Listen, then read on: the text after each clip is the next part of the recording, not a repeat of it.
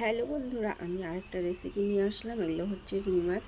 তো দেখো, রুই মাছগুলোকে ভালো করে ভেজে নিলাম। ভেজে নেওয়া হয়ে গেছে, এটাকে রান্না করব। তো দেখো, এই যে সবজি আলু আর বেগুন দিয়ে রান্না করব। তো জিরা ফোড়ন দিয়ে আমি এগুলোকে দিয়ে ভেজে নিচ্ছি। আর এদিকে মশলা তৈরি করে নিয়েছি। একবারে ভালো করে সব কিছু মিশিয়ে নিলাম। তারপর দিয়ে দিলাম ফুলকপি একটু, আর এটাকে একটু ভেজে নিয়ে তারপর দিয়ে দিলাম মশলা। তো মশলাটাকে ঢেলে দিলাম, দিয়ে একটু নেড়ে চেড়ে ভালো করে কষিয়ে নেব। তো এতক্ষণ কষুক।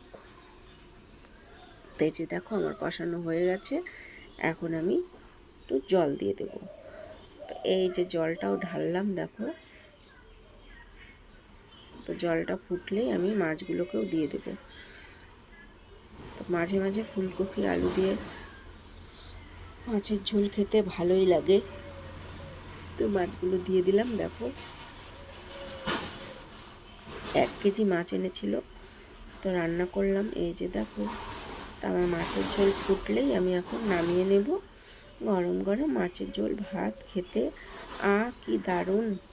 তো এই যে দেখো, ঝোলটা নামিয়ে নিলাম।